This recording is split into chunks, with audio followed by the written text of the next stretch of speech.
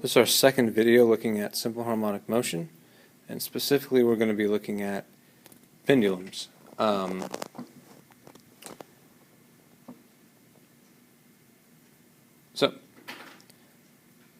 what we need to remember is the simple harmonic motion condition that we talked about before. If we can get that differential equation, if we can get the second derivative of something to equal something times the function itself, then we can talk about simple harmonic motion just like we talked about a mass on a spring.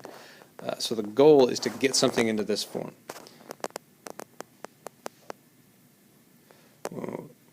It's also good to remember that that differential equation comes from Newton's second law.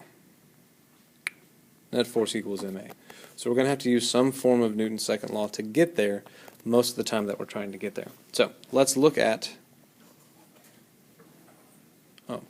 and while we're looking at the forces, it's good to remember this is a restoring force. It's going to bring my object back to equilibrium. So if there's a force, we want the part of the force that's going to make that happen. So pretend we have a pendulum just hanging here. For this pendulum, it's going to have a moment of inertia I, it's going to have a mass m, and a length L. And since we're talking about energy and forces and all good things like that, we're also going to have to look at the center of mass of the object.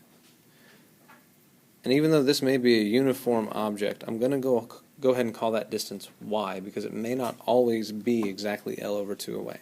So these are the dimensions for the rod that we're going to use. And what we're going to do is take this rod and swing it up at an angle. And again, what we want is to use some form of Newton's second law to help us here. Now, I have mg pulling straight down. So I could do some of my forces, but that's not going to be the most helpful thing because I have a rotating object. It would be more convenient to use the sum of my torques equals I alpha. Which is great, we already have an I. We need to figure out what our torque is. Now, that's going to be theta. That's important. So, our torque from mg here is going to be the part of mg that's perpendicular to my radius. And you can do that with the triangle, but it's going to be mg times sine of theta. And in order to make it a torque, I have to multiply it by how far away that force is acting from the pivot. That's where the y comes in. That's going to be equal to I alpha. Now, theta, if you look on that picture there, swings up in a counterclockwise direction.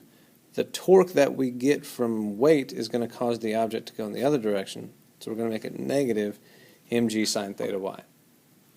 Now, for pendulums, when we're looking at this, it's important that we keep that angle very small. Because when we do that, for very small angles, we can use the small angle approximation.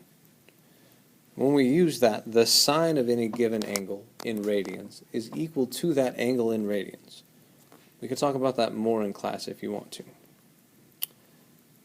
So that reduces that whole side to mgy times the angle theta is equal to I alpha. I hope you can see what's about to happen. We divide both sides by I. We get negative mgy times theta equals alpha.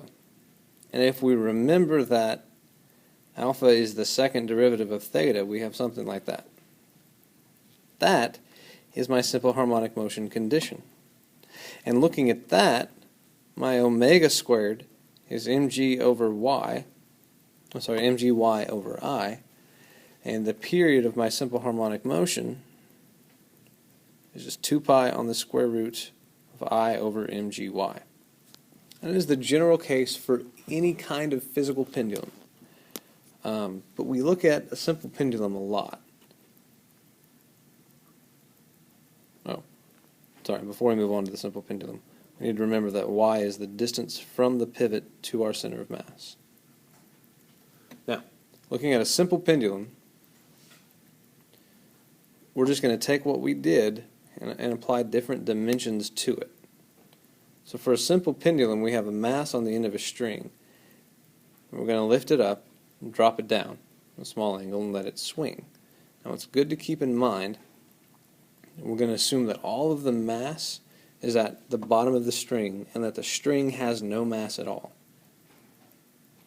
So the center of mass, all the mass of my system is distance of r away, or L away in this case. And the center of mass is also a distance of L away. So in that case, y is equal to L. And for a point mass, the moment of inertia is just ml squared. So if we take what we had before, t equals 2 pi on the square root of I over mgy, and plug everything in, and ml squared over mgl, one of my l's goes away and my m's go away.